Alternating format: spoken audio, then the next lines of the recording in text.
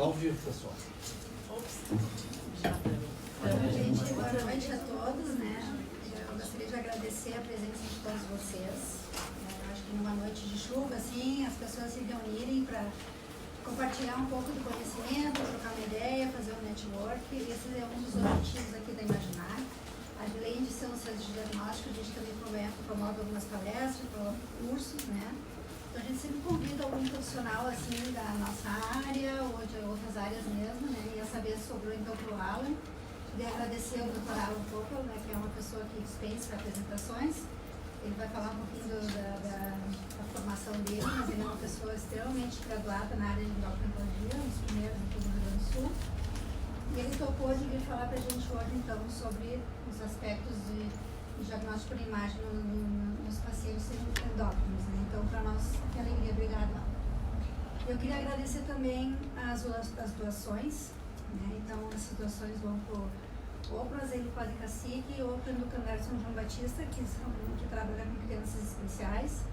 Então, muito obrigada. É um pequeno gesto que a gente faz também um pouquinho para ajudar outras pessoas, né? Então, eu peço que vocês prestem atenção. Tio Alan, tudo contigo? Obrigado pelo convite, parabéns pela iniciativa e a gente tem uma relação profissional de parceria, amizade, assim, há sei lá quanto tempo, desde que eu comecei a trabalhar. Eu lembro até hoje, na época, ouvia falar do trabalho da Adriane, indicava o trabalho dela, e eu começando no endócrino, para mim era importante ter boas imagens e bons laudos. E um dia a gente se encontrou por acaso, assim, já tinha uma história assim longa, né, de parceria profissional. Tu que é Adriane, tu que é o Alan, nos abraçamos, parecia que eram grandes amigos já há anos. Então é um prazer estar aqui com vocês hoje, e compartilhando um pouco. A gente teve a ideia, pensando o que eu poderia falar, sabendo que o foco aqui é a imagem. Então, na verdade, a ideia foi trazer como que a gente no endócrino usa os exames de imagem a nosso favor, não só para as doenças endócrinas em si, mas para o todo do paciente, né? Então, eu vou começar com um caso clínico desse cachorro. Há anos pouco. E por isso que eu pedi desculpa para vocês, que talvez eu tenha que ficar uma parte do tempo sentado, que eu operei sábado passado, esse troço aqui chamado impacto femoroacetabular, que é uma doença relativamente nova para os médicos, ortopedistas, e até dentro da radiologia o pessoal está me explicando que fazer as angulações corretas para mostrar a existência do problema é uma coisa que não está em muito livro-texto da radiologia humana.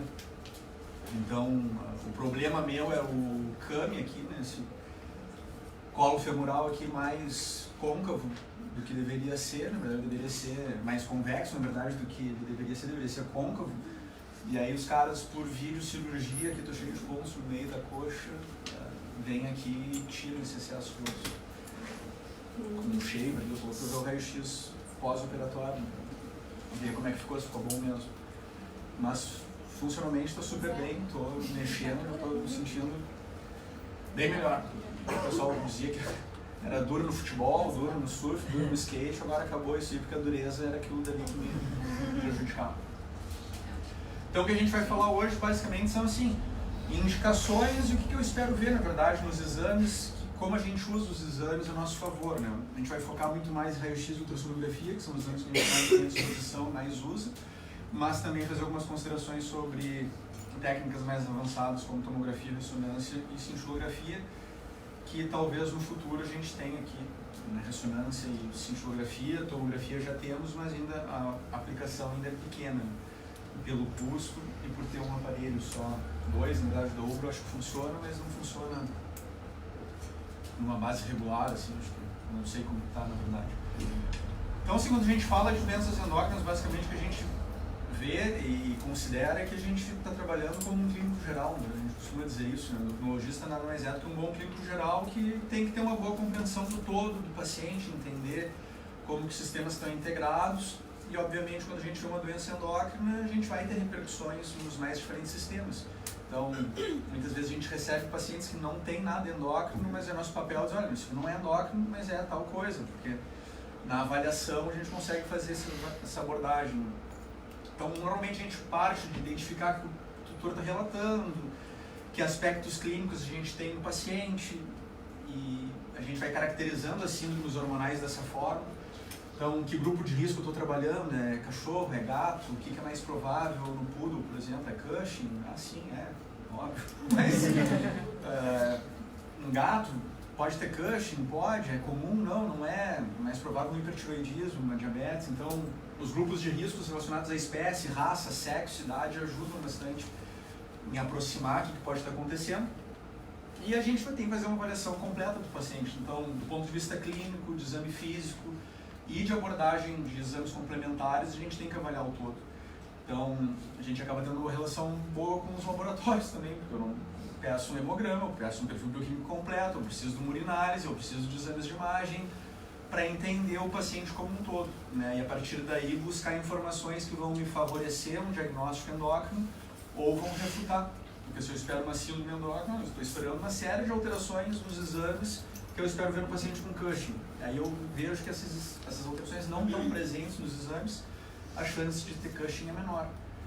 Mas se eu estou com um quadro clínico bem caracterizado, as avaliações dos exames complementares bastante típicas da doença, e eu tenho um teste hormonal negativo, eu não vou me convencer que não é Cushing porque o teste hormonal foi negativo, porque a gente sabe que o teste hormonal é falho e tem uma série de problemas por trás. Então, a gente confia muito mais no diagnóstico quando a gente está bem pautado em uma boa caracterização clínica, física e laboratorial do paciente, e os exames de imagem também vão ter esse papel de nos ajudar a mostrar os problemas. E aí, normalmente a gente faz avaliação hormonal para fechar um diagnóstico, a resposta ao tratamento muitas vezes é o que vai nos confirmar, então em algumas situações a gente tem que usar diagnóstico terapêutico, um hipotiroidismo que o proprietário não tem recurso às vezes para pagar o exame, ou um Cushing que está clássico, mas os exames não confirmam, a gente trata e vendo a melhora e não provocando um hipoadriano, obviamente, a gente assume que estava correto. Então basicamente a gente passa o tempo todo tomando decisões clínicas, né? Para diagnóstico, para monitoramento dos tratamentos que a gente faz, levando em consideração esse todo do paciente. Então a gente tem que avaliar a clínica, exame físico, se está melhor, se está pior, os outros exames que a gente coletou, laboratoriais, e os exames de imagem têm um papel importante aqui, que é o que eu pretendo abordar mais hoje, né? Acho que a maioria de vocês são formados já, os que eu conheço, sim, mas tem alunos também, e dos formados trabalham na área de imagem, todo mundo. Tá menor, né? É só para eu incomodar os da imagem mesmo. Não, a gente tem que incomodar, porque às vezes tu quer ver aquela coisinha. Né? Aquilo sim. Você tá falando de raio-x, então. Esse cartão aqui eu achei o máximo. Peguei em deles, lá, esse cartão. Cago na hora de sentar, que eu tenho que te dizer, pode parecer um grande choque. Então, assim, o que a gente vai ver na radiografia, né? Tipo, não é um exame que a gente costuma solicitar com frequência, dentro de uma lógica endocrinológica, assim.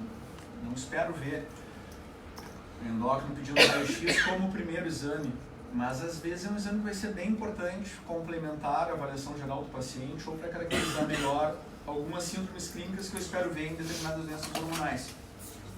Então a gente vai falar um pouquinho disso aqui, né, de cada uma dessas situações, né, que a gente pode ter indicação, mas são exames que quando a gente faz, é fácil de fazer e traz informações que são importantes. Então, a gente tem lidado com uma frequência cada vez maior com tumores adrenocorticais, feocromocitomas, que a gente sabe que podem ser altamente metastáticos, carcinomas de tireoide também no cão e gato. Tem feito bastante tumor de tireoide também, a maioria das vezes é benigno, mas quando eles viram carcinomas, a gente tem que se preocupar com o estadiamento tumoral. Então, basicamente, além de avaliar o tamanho do tumor, se tem invasão local, envolvimento de linfonodos, né, a busca por evidência de metástase é importante. Então, hoje em dia, tem solicitado para qualquer tutor de um animal candidato a uma tiroidectomia ou uma adrenalectomia, deve passar por um raio-x de tórax para a gente ver se tem alguma evidência de metástases daquele tumor, o que pode contraindicar, né, e na maioria das vezes vai contraindicar que se dê sequência naquele procedimento cirúrgico que vinha sendo programado, né. Pâncreas também pode metastizar, insulinomas não é no pulmão que normalmente eles vão, a gente vê as metástases normalmente mais intraabdominais. Tumores gonadais também não é comum, mas podem metastizar, né, e é algo que a gente deve procurar sempre como uma forma de programar melhor o procedimento cirúrgico. E além de metástases torácicas, né, a gente pode muitas vezes estar procurando por tumores primários, né, em pacientes que tenham síndromes endócrinas. Né? Então, aqui, por exemplo, tem a descrição na literatura humana, é bastante relatado, em medicina veterinária não é tanto, uma síndrome do ACTH ectópico, como uma síndrome paraneoplásica de carcinomas pulmonares em pessoas. Então, a gente sabe que isso é bem mais raro, na verdade, e os tumores podem ser de origem neuroendócrina, então pode ser um carcinoma pulmonar, mas os casos em veterinária eram feocromocitomas ou tumores de ilhotas pancreáticas que estavam provocando a secreção de CTH em excesso e um quadro clínico de Cushing nos pacientes. Com essa paciente aqui, a Julie, eu acompanhei ela ao longo de 3 anos no hospital, olhando assim, é um Cushing clássico, mas ela nunca foi positiva em nenhum teste endócrino, né? Nunca, nenhum. A gente fez 3 testes de supressão ao longo dos 3 anos, fizemos 2 estímulos, medimos a CTH endógeno, a gente testou hiperadrenocorticismo de origem alimentar, que é uma coisa relativamente nova, onde às vezes a adrenal expressa receptor para peptídeos gastroentérios, que são secretados depois da alimentação, e responde aquilo como se fosse a CTH. E nada confirmava a doença nela, até que um dia ela tinha, na verdade, um tumorzinho perianal, que era um carcinominha de glândula perianal, e na programação para fazer a cirurgia daquele tumorzinho, a gente fez um raio-x de tórax para ver se não tinha metástase. E apareceu uma bela massa tumoral, que está difícil de ver porque ele é bem caudal, então tem uma certa sobreposição com o fígado. Mas está aqui a massa tumoral, 4,8 por 3 centímetros. Nós fomos para cirurgia, que foi a abordagem foi feita por vídeo lá no hospital para tentar tirar aquele tumor. E ela já estava em tratamento para Cushing, mas nos sinais clínicos que ela tinha, estava bem melhor da doença quando a gente foi para a cirurgia. E ela acabou indo ao óbito semanas depois por complicações da toracoscopia, na verdade. E na necrópsia a gente viu as adrenais eram hiperplásicas, não tinha nada na hipófise. Eu consegui mandar esse tumor para a Holanda para fazer imunistoquímica, mas lá não se confirmou que era um tumor produtor de ACTH. Então foi bastante frustrante, porque na hipófise também não tinha nada, mas claramente as adrenais estavam bem grandes e bem hiperfuncionais, então a origem desse hiperadreno dela não ficou clara. E às vezes a gente tem que lembrar o seguinte, né? Tem muitos pacientes que fazem síndrome paraneoplásica associada à hipercalcemia, e com isso vem poliúria e polidipsia. Então às vezes a gente começa a investigar poliúria e polidipsia, vê a glicose está normal, Cushing é a segunda coisa a excluir no cão. Aí não tem Cushing, não tem nada. Vai lá dar uma olhada no cálcio, o cálcio está elevado, tem que pensar que possa ser uma síndrome paraneoplásica. E quando a gente está pensando numa síndrome paraneoplásica, eu não estou vendo o tumor, eu vou ter que vasculhar o paciente e tentar achar onde está. Então, a ultrassonografia abdominal e o raio-x de tórax também são importantes para compreender esses casos assim que parecem manifestações endócrinas, mas que na verdade podem estar vindo por um outro problema paraneoplásico qualquer. Então a gente pode fazer a avaliação cardiopulmonar de pacientes endócrinos. Aqui são radiografias de pacientes com hiperadrenocorticismo. Então esse aqui é o que a gente espera ver num raio-x de um paciente com Cushing clássico. Além da obesidade, um fígado gigantesco, né, muita gordura intraabdominal, que são efeitos dos glicocorticoides de uma forma geral. Então o contraste aumenta muito, fica tudo radiopaco. Então a gente não costuma fazer radiografia para um paciente com Cushing, para avaliar alguma coisa no abdômen, mas quando faz, a gente acaba vendo isso aqui, né? Mas pode ser útil para avaliação do coração, avaliação de pulmão. São animais idosos que muitas vezes vão desenvolver outras comorbidades, né? Ele tem endocardiose, tem cardiomegalia, tem bronquite crônica, coisas assim que a gente vai ter que estar tratando em paralelo, né? E muitos pacientes com Cushing se apresentam com dispneia aguda. Essa dispneia pode ser só um reflexo desse padrão aqui de deposição de gordura, né? Fígado grande, comprimento do diafragma, atrofia da musculatura respiratória, mineralização do pulmão, são fatores que fazem um paciente com Cushingite ficar o tempo todo ofegante. Mas, às vezes, uma ofegação excessiva num paciente com hiperadreno não tratado pode ser decorrente de um tromboembolismo pulmonar, que é uma complicação potencialmente fatal do hiperadrenocorticismo. São pacientes que são mais propensos a fazer trombos e coagular, e é algo que não é muito fácil de ver no raio-x também. Então, se fizer uma gasometria, pode ver a PO2 está baixa, a PCO2 está elevada, mas também não é específico para tromboembolismo. E, na verdade, a gente vê um paciente assim e fica naquela, dou, não dou anticoagulante, o que eu faço? Deixo no oxigênio, muitas vezes é tempo passa rápido e é uma complicação que acontece, na maior parte das vezes ela acaba sendo fatal. Mas eventualmente a gente pode ver num tromboembolismo áreas aqui de mais radiolucência no pulmão pela compactação pulmonar depois do trombo. Se a gente for falar da doença contrária, no hipoadrenocorticismo, a gente vai ter algumas coisas importantes também que eu posso ver no raio-x do paciente. Então, é uma doença que tipicamente está associada a hipovolemia, hipotensão e alterações eletrolíticas importantes. Então, por conta da hipovolemia do paciente, é bastante comum um paciente em crise observar um coração diminuído de tamanho no raio-x, porque ele não tem sangue para preencher, então ele parece menor. Se a gente for ver, toda a árvore vascular do pulmão fica mais apagada, mais diminuída, a veia cava fica mais achatada também, porque eu estou lidando com uma situação onde eu tenho um déficit importante de volume sanguíneo. E por conta dos distúrbios eletrolíticos que acompanham o paciente com hipoadrenocorticismo, a gente pode, em alguns casos, observar megaesôfago. Pacientes com hipotireoidismo também podem ter megaesôfago adquirido, não é muito comum, mas é relatado na literatura. Eu, particularmente, não costumo ver isso, mas são achados que uma radiografia torácica pode trazer muitas vezes. Eu estou vendo um megaesôfago e uma clínica associada àquele megaesôfago, talvez tenha um hipotireoidismo por trás ou um hipoadrenocorticismo, né? A vantagem do hipoadreno é que todas essas alterações que a gente mencionou aqui, elas vão ser reversíveis com tratamento. E no caso de um cão com hipotireoidismo que esteja com megaesôfago pela disfunção de nervos periféricos que a doença provoca, a gente vai ver melhora também com o tratamento. Outras coisas que a gente pode fazer com relação à radiografia é a solicitação de avaliação de epífises. Não é muito comum, mas é algo que quando eu suspeito que eu estou lidando com um paciente com nanismo hipofisário ou com hipotireoidismo congênito, ajuda a mostrar que eu tenho um déficit de fechamento epifisial. A gente espera o paciente ali com 11, 12 meses de idade para estar com as epífises fechadas, e muitas vezes a gente vai ver pacientes adultos com déficits de crescimento ou com malformações corporais que remetem a pensar numa doença endócrina. E aí uma das formas que a gente tem de avaliar isso é vendo se as epífises estão abertas ou não no raio-x simples da região do carpo, por exemplo. Então aqui a gente tem um exemplo do mingau e do floriano. O mingau era esse gatinho tipo persa, né? Não sei se é puro ou não, mas a história era que ele era o irmão do floriano. E ele sempre teve um déficit de crescimento em relação ao irmão, e junto uma poliúria e uma polidipsia absurda. A história completa desse gato que é bem legal, porque a gente acredita que ele tenha tido uma hipoplasia hipofisária congênita, e quando a gente sabe que isso acontece, normalmente se formam cistos na hipófise, e que esse cisto que a gente acredita que tenha se formado estava comprimindo a neurohipófise, com isso provocando uma diabetes insípida central, porém parcial, porque ele conseguia concentrar a urina. Pouco, mas concentrava.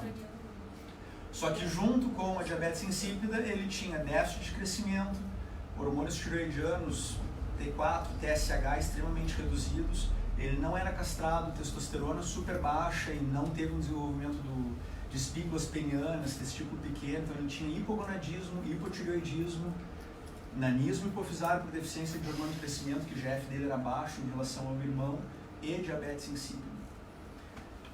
Um monte de coisa. Só isso. Só isso. Mas isso aqui é uma radiografia deles com 13 meses de idade. Então isso aqui é o raio-x do floriano, do irmão, epífises completamente fechadas como deve ser, e o mingau com as epífises abertas. Então isso aqui é bem típico da gente ver no nanismo hipofisário e no cretinismo, o hipotireoidismo congênito. O que muda é que quando a gente tem o cretinismo clinicamente, eu posso ver malformações ósseas, o nanismo tende a ser mais desproporcional e há uma tendência de uma clínica de hipotireoidismo associada a retardo mental, tudo mais devagar, tudo mais lento, né? Diferente do nanismo hipofisário, que o cara só é pequenininho, mas ele mantém uma relação de membros, tórax dentro do normal e é um paciente alerta e ativo, né? Esse outro aqui, né, foi um paciente que a gente viu com hipotireoidismo congênito secundário.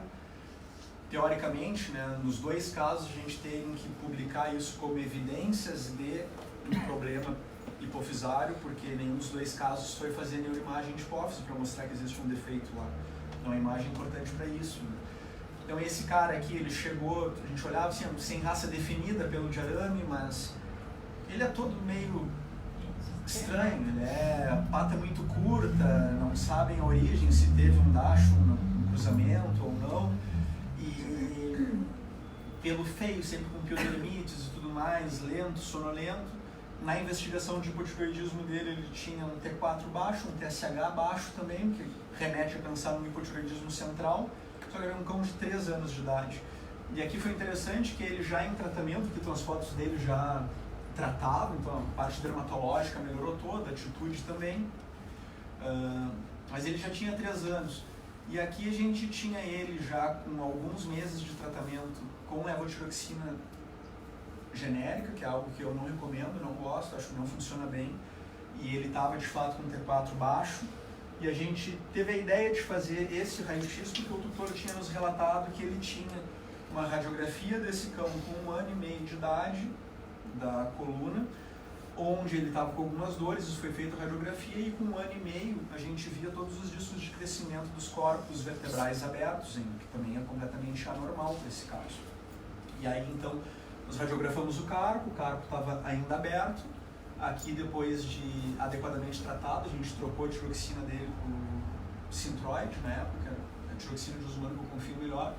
E aqui, 3, 4 meses depois, fechou, a epífise estava aberta ainda. E aqui a coluna, quando a gente radiografou ele com 3 anos, que tem 1 ano e meio de diferença, mas aqui tratado para hipotireoidismo, fechou bem os discos epifisiários, algumas espondiloses, aí, mas nada de mais.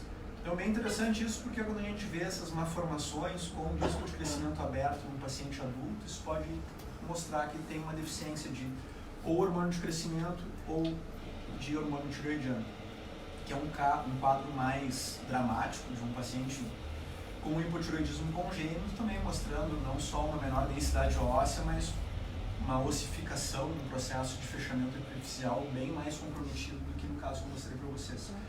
Então isso vai variar muito de paciente para paciente de acordo com o grau de deficiência hormonal que o paciente tem. Então, é muito variável e a capacidade de cada animal responder ao pouco hormônio que tem vai ser diferente de paciente para paciente. Então quando a gente vê casos assim, muda um pouco a rotina do endócrino, são um dia dos casos legais, os casos que a gente não vê todo dia. Outras coisas que a gente pode ver no raio-x, por exemplo, são as calcificações distróficas, que são muito comuns em pacientes com hiperadrenocorticismo, mas também em pacientes que tenham hiperparatiroidismo. Mas hiperparatiroidismo não é uma doença muito comum. Agora, nos Cushings, não é comum, mas a gente vê em 1-2% dos pacientes, a gente vê a formação de placas de cálcio. Não sei se vocês já viram isso pessoalmente, mas essas placas de calcinose, elas são placas que nos projetam acima da derme, são placas firmes, se bater faz barulho assim, é uma placa calcificada. No início do processo elas ainda ficam assim, intradérmicas, placas brancas dentro da derme, que a gente vai ali e palpa, é como se tivesse uma moeda dentro da pele do paciente. E obviamente, como são placas de cálcio, se eu faço uma radiografia eu consigo ver isso daí. Consigo ver melhor a extensão de calcinose cutânea que o paciente pode ter. Aqui é um caso de livro também, onde o raio-x mostra uma extensão bem grande de calcinose dorsal, mas também calcinose no prepúcio.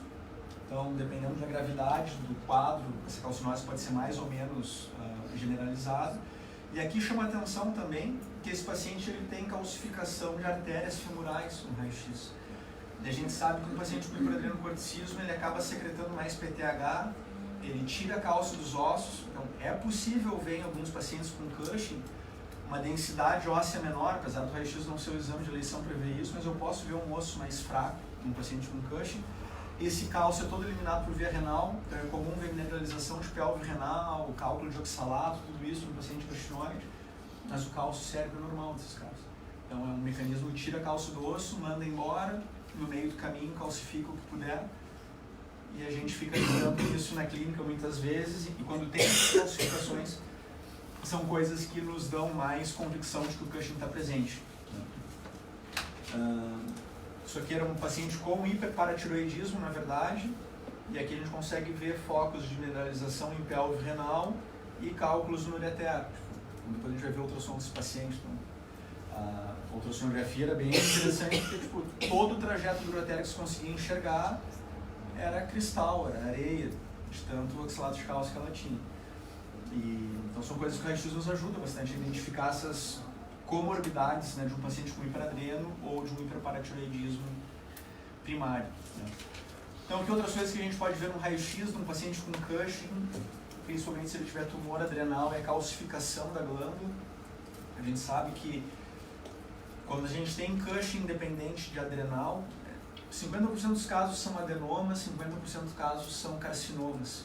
E tanto os adenomas quanto os carcinomas, eles podem sofrer calcificação. Então é algo que a gente pode ver tanto no raio-x quanto na ultrassonografia, uma calcificação adrenal, que dá a ideia de que há um tumor, mas isso não é suficiente para eu dizer se é um adenoma ou um carcinoma, e nem se é funcional ou não. Então é algo que a gente pode ver, mas não traz muita informação do ponto de vista de diagnóstico. Né? Os feocromocitomas podem calcificar também, mas não é muito comum. Então, na verdade, quando a gente vê uma massa adrenal, é uma massa adrenal. Não importa o jeito que ela está, se ela está com cara de carcinoma, se ela parece uma lesão benigna. Na imagem, eu não consigo dizer o que ela é. Não tem uma característica imagística que me permita dizer, olha, isso aqui mais provavelmente é um Cushing, ou é um hiperaldosteronismo, ou é um feocromocitoma. Eles têm a mesma cara, via de regra. Então, isso é interessante. A avaliação ortopédica é importante também. Né? Eu sou a gente falou que ia falar de Cushing, né? Que Cushing é o carro-chefe, não adianta. Não. É a doença, sem dúvida, que mais bagunça promove no paciente. É multissistêmico e as complicações são bem drásticas. Então, essa aqui é a Nenê, não, bebê, o nome dela. O bebê estava em tratamento com doses altíssimas de trilostano e não resolvia a doença. Foi a primeira vez que eu atendi ela. Vocês podem ver, uma atrofia muscular super severa, um abdômen extremamente abaulado, alopecia e tudo mais. E já tomando em torno de 4 mg por quilo de trilostano 2 vezes por dia, que é uma dose cavalar. A gente usa 1 mg por quilo e a maioria controla entre meio e 2 mg, controla bem. Então, ela... E estava com o cortisol bem controlado, que é mais engraçado ainda. Mas o cortisol está bem baixo com essa dose cavalar, eu não está controlando, o que eu faço? Eu aumento mais a dose do remédio, é uma opção, mas algo que eu tenho feito nesses casos é passar o trilostano para 3 vezes por dia. E aqui eu simplesmente passei ela para 3 vezes por dia com a mesma dose que estava, ela começou a melhorar. Então essa aqui é ela já mais estabilizada, com 3 mg por quilo, então dá para ver que ela está mais peludinha, ganhou um pouco de massa muscular, está mais controlada, mas a locomoção é extremamente prejudicada. Porque não adianta eu fazer o tratamento e fazer ela ganhar força muscular, que é importante, porque eu sei que o Cushing, quando presente, ele faz catabolismo de proteínas, então mobiliza a proteína de todo o corpo para fazer o fígado sintetizar glicose. Então a musculatura vai ficando débil, é típica do paciente cushingóide, mas os ligamentos e tendões também. Então essa paciente aqui, né, a queixa atual da proprietária principal é que é uma cadela extremamente mal-humorada, brava. Ela brinca comigo até que ela é um demôniozinho, é uma maldade que ela tem no corpo, que a proprietária relata isso, ela é malvada. E aí a gente fez o raio-x para ver, vamos ver o que a gente pode fazer aí, né? E aí ela tem luxação grau-pato das 2 patelas, tem ruptura do ligamento cruzado bilateral, tem artrose no quadril. E aí eu mostrei para os ortopedistas, ó, tio, preciso que alguém faça alguma coisa aqui ortopedicamente falando, né? Ninguém quer mexer. Deixa assim, tá bem. Pelo menos ela caminha, ela tem uma independência, mas ela já está estabilizada para tratar. O que a gente vê com frequência é pacientes que vão para o ortopedista com ruptura de ligamento, com luxação de patela, etc. Fazem cirurgias e a causa é Cushing, mas ninguém percebe, e opera e não dá certo, óbvio, não cicatriza direito, luxa de novo, arrebenta a sutura, porque tem um distúrbio endócrino por trás.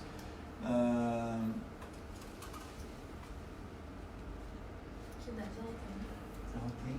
Ela é velha, não me lembro a idade agora. Eu estou com 13 na cabeça, mas não tenho certeza se é isso. Isso aqui foi a primeira vez que eu vi um paciente assim, só para vocês terem uma ideia da fragilidade muscular que um paciente com Cushing fica. Aqui a gente está falando só de astenia muscular, né? Fraqueza por causa do catabolismo. Né? Essa aqui não tinha força para sustentar o próprio peso. Né?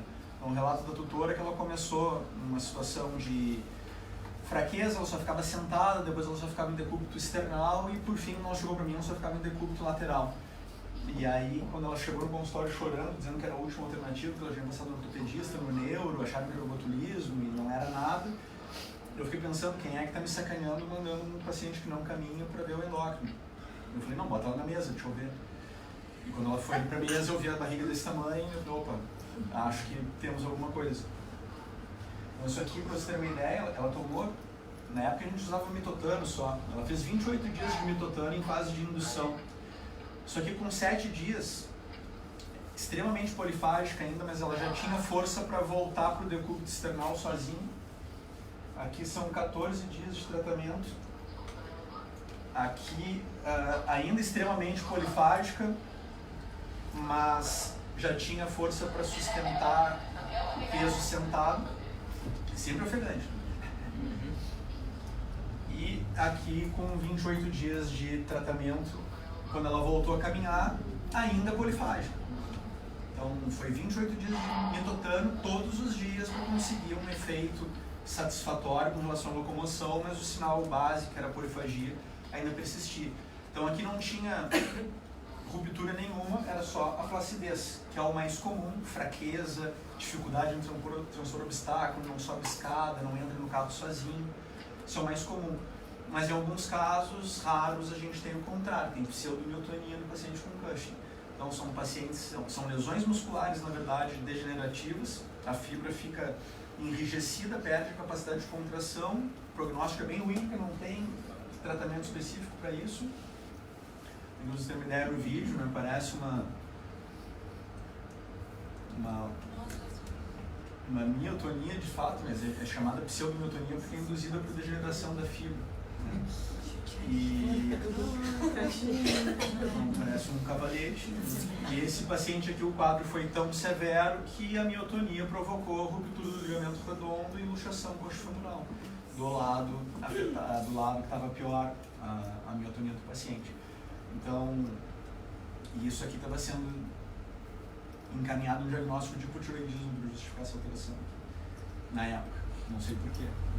Era um Cushing com um sinal atípico, que é uma pseudomiotonia. Às vezes uma avaliação abdominal pode trazer uma surpresa, um diabético pediu um raio-x porque eu, sei lá, estou vendo alguma coisa, nem sei porque pediu o exame, vem lá, cistite infisematose. Então, a gente tem surpresas às vezes também, né? No paciente diabético é bastante comum fazer cistite pela imunossupressão, pela presença de bactérias na urina e glicose muito alta na urina, meio de cultura perfeito. Mas no raio-x, quando ocorre essa cistites infisematosas, né, fica bem fácil de ver o contraste do gás na parede da bexiga do paciente. Então, se para falar um pouco assim, bom, o que eu posso ver com raio-x pensando em endócrino, um monte de coisas, e provavelmente teria mais coisas para falar. Mas vamos passar para o ultrassom, que é o que a gente faz mais, né, na rotina e é o nosso principal olhado. Eu achei legal esse cartoon aqui, porque provavelmente boa parte dos pacientes endócrinos que vêm fazer ultrassonografia com você são assim, chubby. E isso tudo já põe em dificuldade para fazer o exame. Tem que ter uma baleia como surfista dentro da barriguinha. Então o que a gente vê no ultrassom, pessoal? Basicamente o ultrassom é 12 exames de imagem é o que eu considero o meu maior aliado para diagnóstico e monitoramento dos pacientes. A gente consegue ver a patologia glandular, eu espero ver isso. Então, se eu estou falando em hiperadrenocorticismo, eu quero ver a glândula grande, eu quero ver que tipo de alteração eu tenho ali. Se eu estou falando em hipotireoidismo, eu quero ver a tireoide pequena, eu quero ver a tireoide atrófica, o que houve com essa tireoide que ela não está funcionando. Então, é um recurso diagnóstico que a gente tem, usa bastante, deve seguir usando, né? Mas ela também nos permite complementar aquela avaliação generalista do paciente. Então, se eu sei que a doença endócrina vai ter repercussões multissistêmicas, eu espero ver alterações renais, hepáticas, gastrointestinais, trato urinário, trato reprodutor. E aí o ultrassom vem com... É uma vantagem que a gente tem aqui, na verdade, que o preço da ultrassonografia é muito mais acessível do que é lá fora. Por exemplo, nos Estados Unidos é $300, $400 o ultrassom, e é considerado um exame assim, a ser solicitado em um passo muito avançado dentro de um processo de investigação de qualquer coisa. A gente não, a gente conta com o ultrassom como um exame bastante disponível, relativamente barato, que traz um monte de informações úteis para entender as alterações que a gente está vendo no paciente. Então a gente sabe, por exemplo, o paciente endócrino vai ter um monte de alterações laboratoriais. Então estou vendo o hemograma alterado, estou vendo a bioquímica toda alterada, a urinálise alterada. Eu preciso da imagem desses órgãos para entender se a LT está alta, por quê, a fosfatase está alta, por quê, o que eu tenho aí? Eu tenho proteinúria, como é que tem a imagem do rim? É renal ou é uma proteinúria por causa da doença endócrina? Aí a gente vai compondo os diagnósticos dessa forma. Então aqui nessa parte eu separei por seções, na verdade por doenças, na verdade, ou por órgãos, para a gente conversar um pouquinho. Então o pâncreas, para começar, né, quando a gente fala do pâncreas como uma glândula, é uma glândula mista, né, é muito mais exócrina do que endócrina.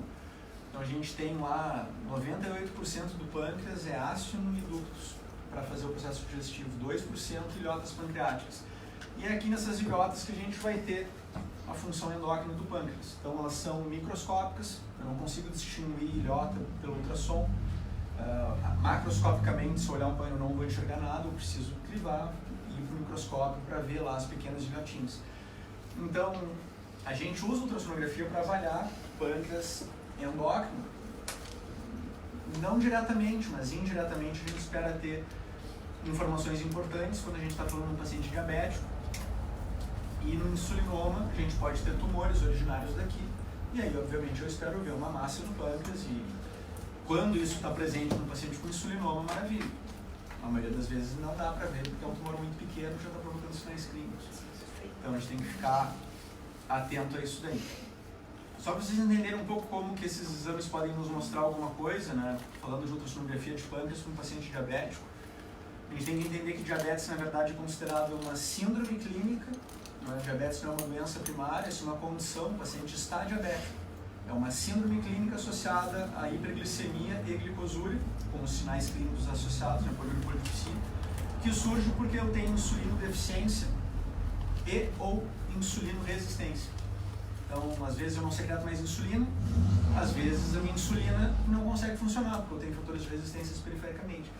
Então, quando a gente faz um diagnóstico de diabetes, é importante eu saber que tipo de diabetes eu estou lidando, porque eu tenho perspectivas diferentes de tratamento, eu tenho possibilidades de remissão em algumas condições, e a gente espera que o diabetes possa ter complicações multissistêmicas. Então, o ultrassom é um exame que eu considero mandatório para um paciente diabético.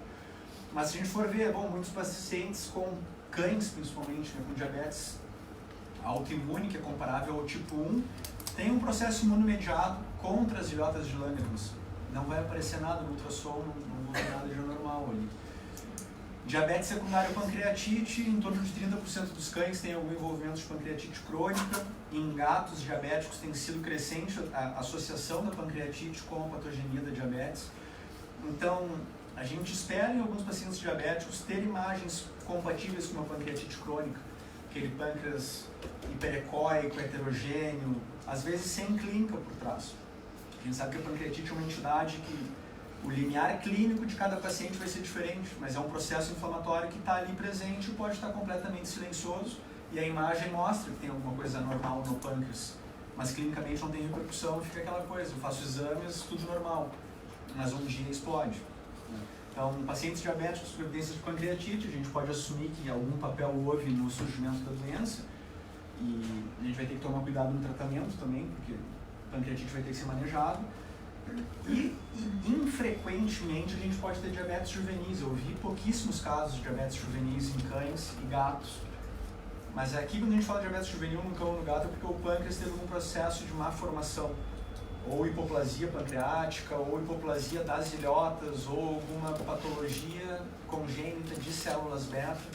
Então, nessas situações, eventualmente, a gente pode ver no ultrassom não achar o pâncreas daqui a pouco, porque é um pâncreas muito pequeno, coisas assim. Mas também não é o mais comum. A gente tem os diabetes secundários, a insulinoresistência, então na cadela o mais comum é a diabetes relacionada à progesterona, então pode ser diéstro, pode ser uma piometra, pode ser uma síndrome do ovário remanescente, pode ser uma gestação. Então, fêmea não castrada, diabética, é obrigatório fazer um ultrassom para ver o que está passando. se eu tenho alguma coisa no ovário, se eu tenho alguma evidência de piometrite, ou daqui a pouco o paciente está prenhe, não se sabia, e a diabetes é uma consequência da resistência hormonal que a progesterona está induzindo. A grande vantagem disso aqui é que se eu consigo resolver a resistência, ou seja, tirar a fonte de progesterona, altas chances de remissão da diabetes.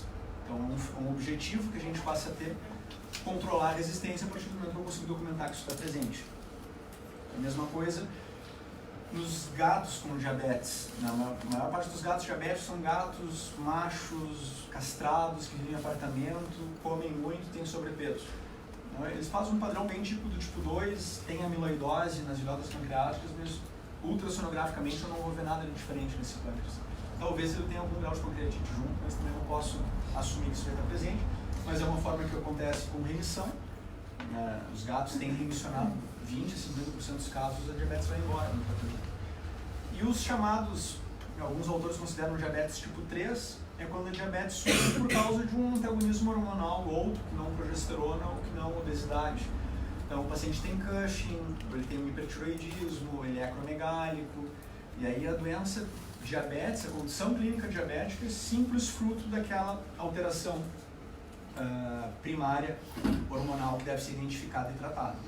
Nessas situações aqui também, a ultrassonografia vai nos ajudar, porque eu vou ver no ultrassom se a adrenal está grande ou não está, eu vou ver se eu tenho organomegalia, pensando em macromegalia, coisas assim. Posso avaliar a tireoide do cão ou do gato, né? Isso vai nos ajudar bastante no processo diagnóstico. Esse slide aqui é bem velho, e vocês vão ver muitas ultrassonografias da Adriane. Eu tenho que me mandar, eu quero as imagens no áudio. É velho, mas dá pra ver ali o pâncreas heterogêneo num paciente diabético. Então, o que eu quero fazer numa avaliação do paciente diabético? Bom, quero ver o pâncreas. O pâncreas tem alguma evidência de pancreatite crônica, sim ou não? Bexiga, tem alguma evidência de infecção do trato urinário? Tem sedimento ativo? Posso aproveitar o momento para fazer uma cistocentese e mandar para cultura, ou coletar urina caso eu não tenha conseguido. A avaliação dos rins, do trato urinário todo vai ser importante ver também e correlacionar com os achados laboratoriais do paciente. Pesquisa de adrenomegalia, então se tiver adrenal muito grande num gato ou num cachorro diabético, devo pensar em Cushing e investigar. Se achava que gato não fazia hiperadrenocorticismo e faz, e é só começar a procurar que se acha. Então, adrenal de gato muito saidinho e diabético, pode olhar que tem alguma coisa por trás. Fígado de um diabético, tipicamente aquele fígado grande, hiperecóico, tendência a ser homogêneo por causa da lipidose hepática, mas pode ter variações nisso daí. Entender a vesícula biliar, se tem concreção, se tem algum pólipo, alguma coisa. Por que aquela fosfatase alcalina está tão alta do diabético? Está 700, 800, a gente sabe que pode aumentar, mas não tanto. É porque tem Cushing, aí eu vejo adrenal grande, beleza, acho que é esse o caminho. Ou é porque eu tenho alguma outra alteração hepática que está provocando colestase mais severa do que a diabetes sozinha seria capaz de produzir. Então tudo isso são informações que a gente está sempre buscando quando a gente olha os exames dos pacientes. Além do trato reprodutor, investigar se tem alguma evidência de coleção uterina, ou se o ovário está ali presente com alguma alteração, cisto, ou tumoração ovariana, muitas vezes, né, que possa justificar a diabetes do paciente. Né. Então, para diabetes, basicamente é isso que a gente usa, e outra aplicação que a gente faz bastante do pâncreas, né, endócrino, é quando a gente suspeita de um insulinoma. Então, muitas vezes o paciente é idoso, não precisa ser tão velho, meia idade, muitas vezes. Começa com hipoglicemia, sinais clássicos de hipoglicemia, alguém mede, a glicose está baixa. Ela estava convulsionando, ataque. Então, a glicose está baixa. Todo mundo pensa em insulinoma e todo mundo pede ultrassom, muitas vezes o ultrassom vem, não tem nada no pâncreas. E é normal isso, porque o insulinoma ele pode ser do tamanho da cabeça de um alfinete, que o ultrassom não vai ter sensibilidade para documentar isso, e provocar síndrome clínica importante, severa, porque tem uma hiperinsulinemia por trás. Então, via de regra, não dá para dizer assim, não, o diagnóstico definitivo é medir a insulina do paciente. Então, a gente pega o paciente hipoglicêmico, mede a insulina, se a insulina estiver normal, alta ou elevada, está confirmado, o cara tem produção excessiva de insulina. Pode ser um tumor extrapancreático, que enlouqueceu e está produzindo insulina? Pode. É comum? Não. É no pâncreas. Fiz ultrassom, não achei nada. Bom, abre então, vamos ver o que aparece aí dentro. Porque muitas vezes é palpando o pâncreas que vai se perceber alguma alteração, ou fazendo uma tomografia, talvez seja uma possibilidade de ter uma chance maior de diagnóstico, mas também depende muito do aparelho de tomografia para ter essa melhora de sensibilidade. Então essas coisas são bem variáveis. Para o humano descrito, ultrassonografia endoscópica com sensibilidade de 100% para diagnóstico de insulinoma. Eu não conheço, não ouvi falar de ninguém no Brasil fazendo isso, né? Usar a ultrassonografia endoscópica, eu faço transdutor pelo esôfago, estômago, chega lá no duodeno e olha o pâncreas cara a cara. E aí consegue ter uma precisão diagnóstico melhor, né? Então aqui, além de ver os nódulos no pâncreas, isso aqui provavelmente era bolinha dele. Tá? Aqui a bolinha. Durou 4 anos. Então às vezes a gente tem vários nódulos pancreáticos, às vezes um nódulo mais importante, às vezes não vê nada. Então quando vê, ótimo, cirurgia nele, tira isso aí. O melhor tratamento que existe com isso. Mas a ultrassonografia vai nos ajudar muitas vezes a identificar já metástases no fígado, eventualmente metástases em outros órgãos abdominais.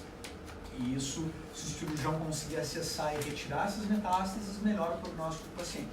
Claro que a cirurgia vai ficando bem mais complexa, a recuperação vai ser mais desafiadora, mas quanto mais sucesso a gente tiver em remover massas tumorais, melhor para o paciente. E dá para usar a ultrassonografia para guiar uma citologia aspirativa. Lá fora o pessoal faz muita cito guiada, de tudo. Pâncreas, de adrenal, baço, os caras metem agulha, próstata. E a gente tem medo. Mas eu não faço ultrassom, não faço a patologia clínica também, então eu respeito o medo das pessoas. Via de regra são procedimentos que podem ser feitos com uma sedação mínima do paciente para minimizar riscos, e grau de complicação relatado é muito pequeno mesmo para baço e próstata, por exemplo. O pessoal fica mais receoso, assim, mas vai espalhar o tumor, ou o abscesso vai contaminar. Não, uma agulhinha que está passando ali, não costuma ter esse grau de complicação, pelo menos é o que as evidências em trabalhos científicos mostram, né? Esses procedimentos são associados a um baixo nível de complicações. Isso aqui é uma vantagem que pode ser utilizada dentro do diagnóstico por imagem. Para um diagnóstico de um insulinoma, é a ultrassonografia realçada por contraste. Então não é muito comum, mas é algo que pode vir a ser introduzido. Então o zonazoide, não sei se é um contraste que se use regularmente aqui, se é fácil de conseguir. Imagino que sim. Nada é fácil com o endócrino. E às vezes tu faz ultrassom e não acha nada bom, não tem uma tomografia, ou o dono está relutante em entrar em cirurgia. Seria um recurso aplicar o contraste e dentro de 1 minuto fazer a varredura do pâncreas pelo ultrassom. Talvez aqui está o tumor pré-contraste e aqui pós-contraste. Só que isso aqui é 2, 3 minutos depois, né? A gente vê que a impregnação do contraste passa, uma fase arterial rápida que ele tem. Interessante. Mas acaba não se fazendo. Nós já sabemos por que também. Outra coisa que eu tenho pedido com cada vez mais frequência é a ultrassonografia de tireoide. Acho que tecnicamente, não sei se é muito complicado, não tenho competência para falar se é difícil ou não é. Mas não é simples, porque senão todo mundo faria. Mas tem cursos de ultrassonografia cervical que só pode desenvolver a habilidade. Então, tanto para o cão quanto para o gato, isso vai ter aplicação. Eu tenho usado muito mais para o cão, na verdade, porque para o gato, uma tireoide grande, a gente consegue palpar, e se eu não estou palpando nada, eu quero ver se o T4 está alto. É o que a gente tem de recurso aqui, mas para o cão é importante pensar sempre em uma ultrassonografia de tireoide quando a gente está lidando com um paciente hipotireoideu. E aí a tireoide não vem sozinha, ela vem com as paratireoides junto. Então tem o par cranial e o par caudal. O par caudal está no meio do parênquima tireoidiano, então não é esperado visualizar esse par caudal na ultrassonografia. Histologicamente, se tu fizer cortes, tu vai achar tecido paratireoidiano no meio da tireoide. Mas as paratireoides craniais, elas são extracapsulares da tireoide, então vocês vão ver ali, eventualmente, uma bolinha pequenininha. Não sei nem se é visualizável sempre. pode ser visualizável as craniais. E às vezes tu tá pensando em hiperparatiroidismo e vê uma alteração na paratireoide, bom, tá ali, alguma coisa que eu posso tratar. Mas é delicado e muitas vezes são tumores bastante pequenos, em paratireoides, mas que nos ajudam a ver. Então, se a gente for pensar em hipertireoidismo, né, o que provoca a doença, isso aqui são dados de literatura, né, 70% bilaterais grandes, assim. Hoje em dia a gente não vê mais isso. Hoje em dia a maior parte dos casos que eu atendo são tireoides pequenas, unilaterais, consegue palpar um lado, às vezes consegue palpar os dois. Faz muito tempo que eu não vejo tireoides grandes assim num gato. Isso é reflexo, na minha opinião, da consciência do tutor está cada vez maior e um conhecimento dos veterinários do problema, então os diagnósticos estão cada vez mais precoces. Então o paciente chega com um grau de patologia tireoidiana relativamente baixo. E os carcinomas são bem mais infrequentes, mas a gente sabe que se eu pegar uma tireoide que é adenomatosa e for analisar na histologia, algumas áreas o patologista poderia olhar e dizer isso aqui é um carcinoma, outras áreas, não, isso aqui é um adenoma. O patologista é muito assim, alguém faz patologia aqui. O pessoal está vendo no Facebook também, né? O patologista, às vezes, olha a mesma lâmina no outro dia, ele tem outra ideia. Assim como eu vou ter outra ideia se eu ver um outro caso outro dia. Mas depende do santo que está do cardinal, tu vai pra cá ou não. Mas é verdade, tem dias que alguém vem falar comigo e pede orientação sobre um caso, não, vou fazer assim, no outro dia, lembra aquele caso que a gente fez assim, por que tu fez isso? Não, porque tu falou fazer assim, tá. Hoje eu teria outra ideia, mas é a ideia que cada dia, assim, a impressão diagnóstica que a leitura daquela lâmina passou. Então, isso a gente sabe que pode acontecer, mas na verdade o que a gente sabe é que o hipertireoidismo é uma doença progressiva. Começa com hiperplasia, isso se torna um adenoma, então vira de fato um tumor, né, do ponto de vista oncológico, e isso, se der tempo suficiente, ele vira um carcinoma tireoidiano. No gato, a progressão esperada é essa. Frente aos mecanismos fisiopatológicos conhecidos, a gente sabe que ela é uma doença progressiva. Quanto mais tempo demorar para fazer o diagnóstico, maior a chance de eu ter tumores gigantes na tireoide, que são resistentes a tratamentos e com um grau de anormalidades clínicas muito maior. Em T4s muito altos, normalmente é porque o paciente tem diagnóstico já há bastante tempo. Então, se eu quiser usar a ultrassonografia para avaliar a tireoide do paciente, né, clinicamente a gente faz isso palpando. Eu não botei slide de palpação de tireoide, mas tem técnica de palpação, então é algo que tem que desenvolver e aprender a fazer. Então, a gente senta o gato, estende o pescocinho, fica atrás do gato, palpa a cricoide e vai fazendo uma tração leve ventral, né? Leve mesmo, assim, é um carinho. E se a tireoide estiver aumentada, ela se projeta para frente nessa posição e quando o dedo passa sobre a tireoide, ela faz um flop, ela desce e flop para cima, escapa. E tu mexe com uma tireoide grande, tu segura, tu pega. Essa flexibilidade, essa mobilidade dela também é importante. Se pega uma tireoide muito fixa, a chance de ser um carcinoma é maior. Uma tireoide muito grande fixa, problema. E a gente sabe que o ligamento tireoidiano é extremamente frágil, tanto que essa palpação a gente sabe que a tireoide está aqui nos primeiros anéis da traqueia. Como o peso da hiperplasia ou do tumor ela vai migrando ventralmente. Então a palpação é ao longo de toda a região cervical. Em alguns pacientes a gente vai achar essa tireoide lá na entrada do tórax. E às vezes a gente não palpa nada na tireoide, porque a tireoide já foi para dentro do tórax. E aí, com o ultrassom, tu não consegue ver essa tireoide lá. Difícil de fazer, mas dá para procurar, não sei. Eu não conheço relatos de técnica de uso de ultrassom para ver tireoide intratorácica. Esses dias o Jorge Castro esteve aqui, não sei se você conhece o Jorge Castro, ele é cirurgião da PUC do Paraná. Estava dando um curso de cirurgia reconstrutiva lá na URGS e a gente saiu para jantar e estava me mostrando, o que tu acha que é isso aqui? Eu olhei uma tomografia 3D, reconstrução da tomografia, uma massa cranial ao coração, no timo. E eu olhei, ele estava me mostrando, assim, perguntando o que é. Isso é um carcinoma de tireoide. E ele, isso aí. Eu sabia que tu ia saber. Eu, sim, tu está mostrando para mim, eu já vou com o viés certo. Sabe que eu gosto de diagnóstico? Pô, deve ser um carcinoma dele. Sim, queria fazer uma abordagem cirúrgica. Como é que chama isso? Uma esternotomia. para mexer lá e tirar. Boa sorte, então ainda tudo certo. Então aqui, para a ultrassonografia de tireoide, aqui a literatura relata, né, que a cava e a carótida, elas podem servir como um referencial, né, a carótida também mais próxima da tireoide. Então ela pode ser útil para a localização da glândula, que a gente tem uma tireoide de um gato hipertireoideu.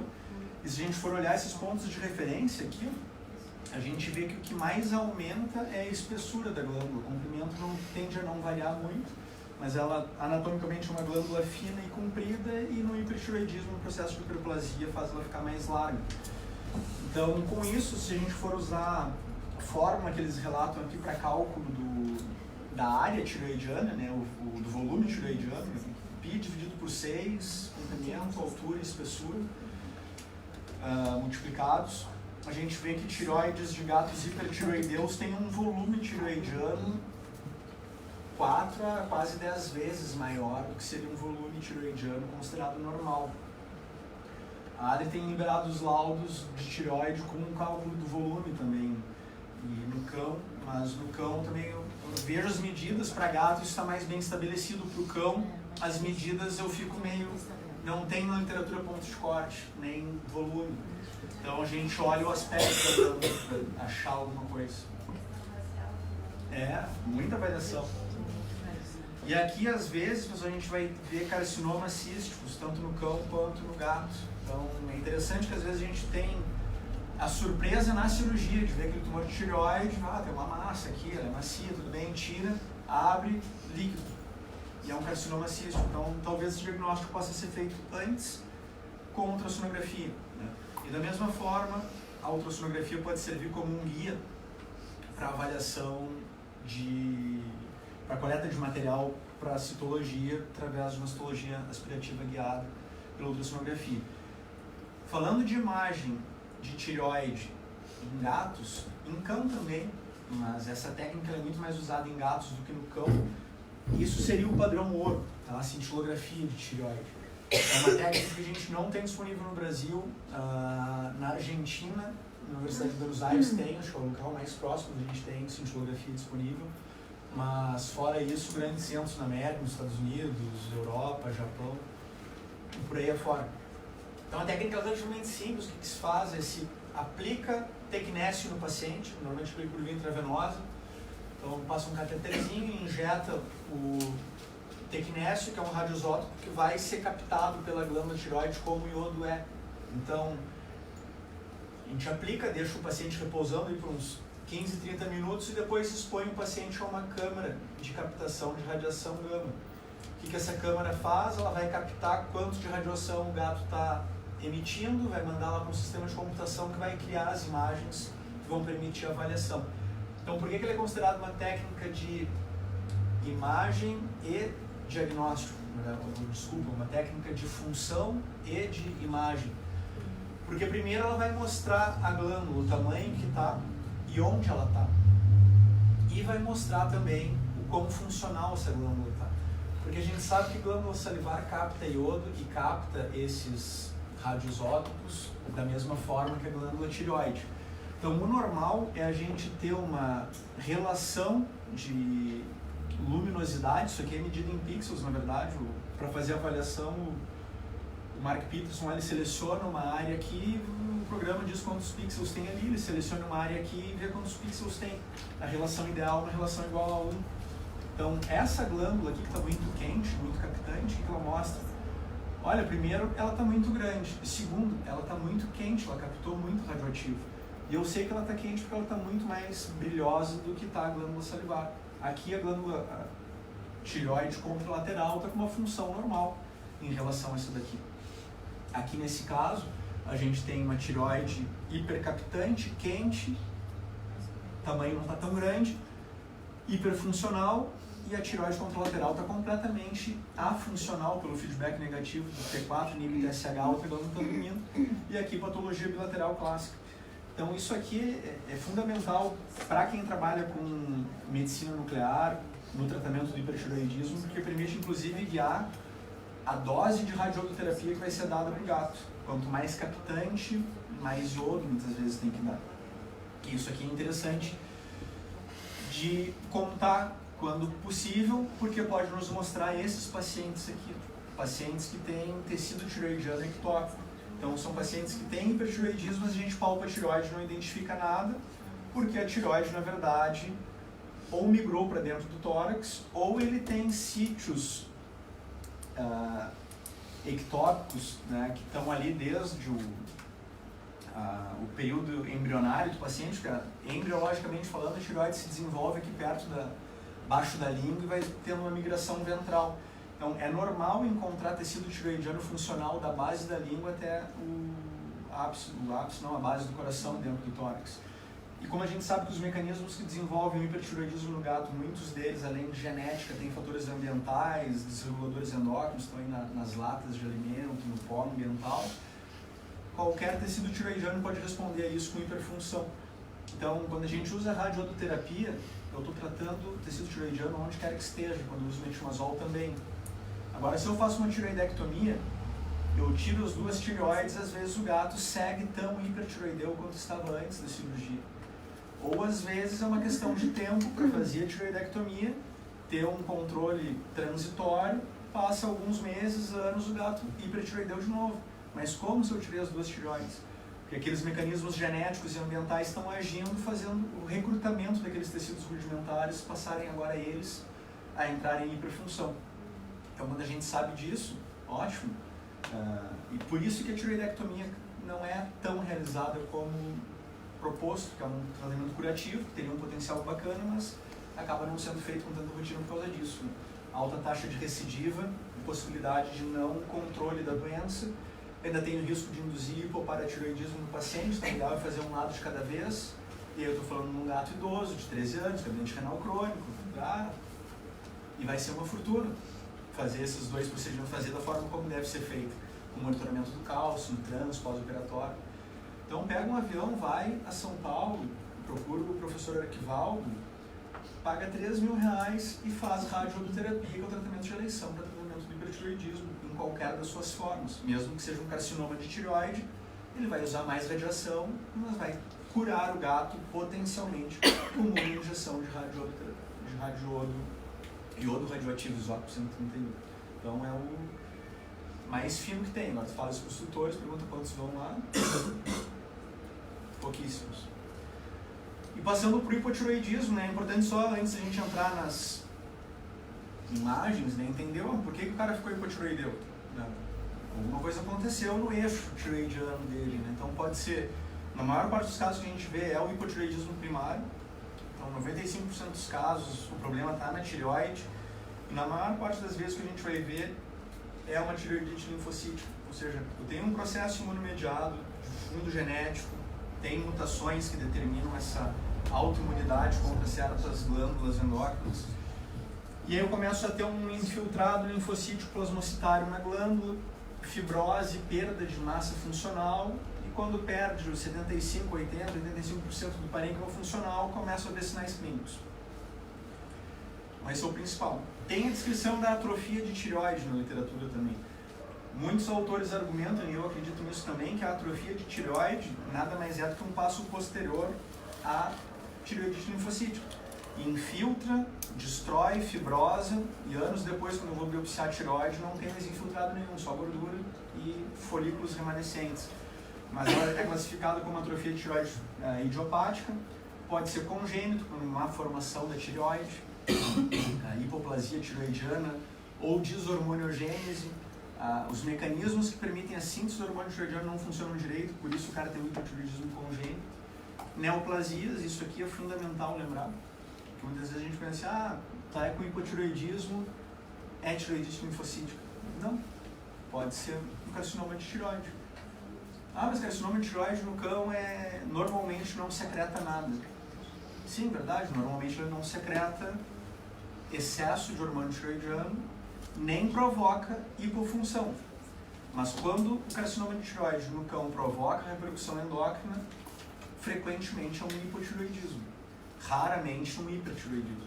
Então, o pessoal na onco aborda direto tumores de tireoide e eu não vejo o pessoal incluir como rotina a avaliação hormonal da tireoide para ver se o T4 está normal, se o TSH está alto ou não está, se como é que eu vou mexer do ponto de vista endócrino antes de tratar aquele carcinoma? Isso é importante para o desfecho do caso. Então, isso aqui são as possibilidades que a gente tem e raras vezes a gente pode ter os hipotireoidismos ditos centrais, né? O problema está no hipotálamo, na hipófise, aí acabou a secreção de TSH, a tireoide vai entrar num processo de atrofia e deficiência de secreção porque não está recebendo o estímulo adequado hipotalâmico hipofisário. Então, aqui tem um videozinho de uma ultrassonografia de tireoide da professora Carolina Zag, lá na PUC do Paraná também. Está aqui a tireoide do paciente. Na verdade, esse aqui eu acho que deve ser a cava, esse cano preto, que é o carótido. Eu estava achando que pudesse ser a carótida pela proximidade, mas eu esperava ver alguma pulsação dela. É difícil de...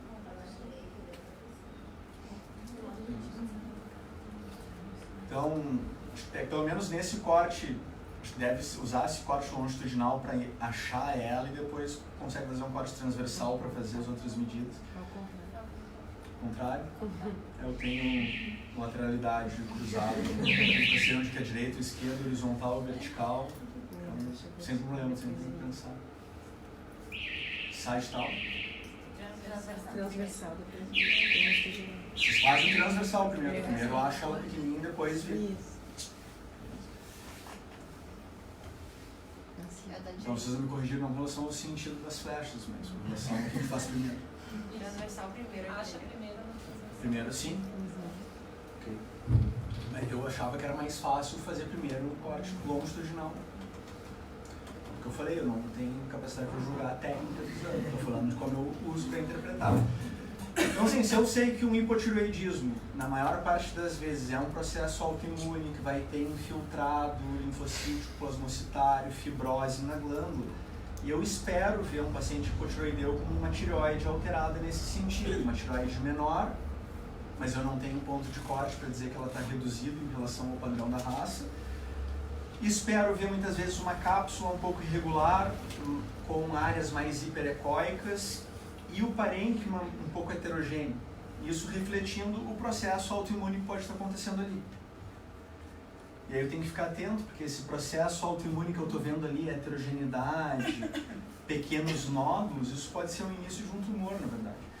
A gente tem uma paciente, uma Beagle, que eu atendo há anos, e ela tem hipotireoidismo há anos já, e a gente faz ultrassom, fez um ultrassom de tireoide uma vez, tá? Tinha alterações no parênquima, discretas, heterogêneas, assim, bem compatível com o hipotireoidismo. Passou uns 2 anos, a gente repetiu, parecia estar presente ainda aquele processo, mínima variação de tamanho, mas um pouquinho maior. Beleza, eu falei, vamos ficar de olho no centro de tireoide. E aí eu vou, o paciente está super bem regulado, eu vejo 2 vezes por ano, basicamente, voltou esse ano, eu falei, olha, só gastando dinheiro dos tutores, né, mas vamos fazer uma ultrassom de tireoide só para ver como é que tá aquela história, aquelas alteraçõezinhas. Vamos. Pimba, carcinoma. Então, uma lesão estava ali há 3, 4 anos, eu falei, olha, eu não acredito que isso já era um carcinoma anos atrás, porque o carcinoma ele progride raro. Acredito que isso tenha surgido em algum momento de lá para cá, mas eu falei para ela que bom que eu tive a ideia de fazer o ultrassom, porque a gente está diagnosticando super cedo. Né? E tem que operar isso aí agora. Então, esse aqui foi o caso clássico, né? Beagle, 5 anos. Olha, a queixa era, ó, depois que ela teve a gestação, ela ganhou peso, não conseguiu mais emagrecer.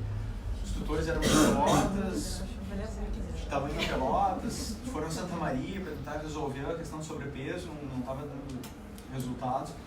E eles nos procuraram, eu falei, olha, eu acredito que ela tem hipotireoidismo pela cara dela. É só pela cara, porque tem um leve mixedema aqui, uma leve alopecia do plano nasal dorsal, que é uma característica tegmentar do hipotireoidismo também.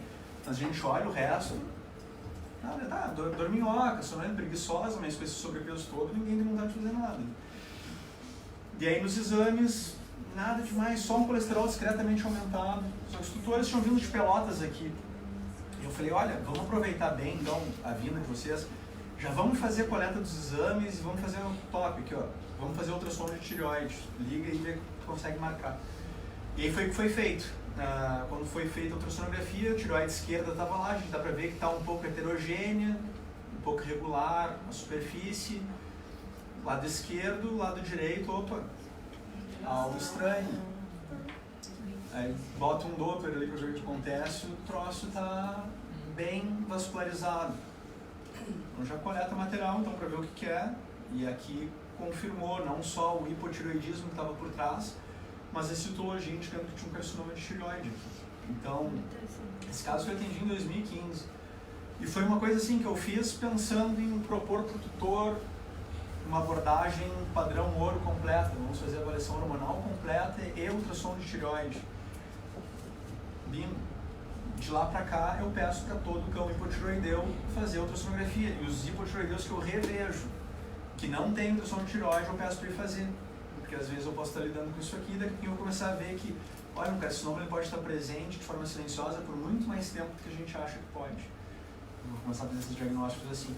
Então aqui estava bem clássico, ó. E na verdade não é tão clássico assim, porque se a gente olhar o T4 livre por diálise, que é o mais confiável, menos suscetível à variação por doença não tireoidiana, está discretamente reduzido. O T4 total está discretamente reduzido. Então isso aqui, o próprio coeficiente de variação desses exames, se você pegar essa mesma amostra e dosar de novo, é capaz de dar 0,8. O coeficiente de variação aqui é 20%, ou seja, um valor que dá 1, ele pode ser de 0,8 a 1,2. A verdade é essa, mas ninguém sabe disso. Quando a gente olha exames e o exame não confirma, a gente diz, não, mas é a doença. Ele fica aquela vez, parece que o endócrino é bruxo. Para que pede exame? Então, não pergunta resultado. A gente sabe que tem um monte de coisa por trás disso. Mas o TSH está extremamente elevado. E um TSH altíssimo num carcinoma de tireoide, não é uma boa ideia. É o hormônio estimulador da tireoide agindo sobre um carcinoma, é botar lenha na fogueira. Então, o que eu faço hoje em dia, se eu vejo um carcinoma e eu peço a avaliação hormonal dos pacientes, como eu falei, a maioria não tem alteração de função tireoidiana. Mas se ele tem um carcinoma e eu vejo um TSH alto ou no limite superior, eu dou tiroxina em dose baixa só para baixar o TSH, até que ele vai fazer a cirurgia e tirar o efeito provocador que o TSH pode ter sobre esses tumores. Tá? Então é importante fazer ultrassom de tireoide nos casos de hipotireoidismo também. E se a gente pensar no hiperparatireoidismo, é uma doença extremamente incomum, infrequente, mas na verdade o problema é que ninguém lembra que isso aqui existe. E quando tu não lembra que uma doença existe, tu não faz o diagnóstico dela. Não é por diagnosticar um negócio que eu não lembro que existe. Então o hiperparatireoidismo primário ele não é uma doença frequente, mas é algo que deve ser investigado em pacientes mais velhos, com uma clínica vaga, porque o problema pode ser isso aqui. Então a melhor forma de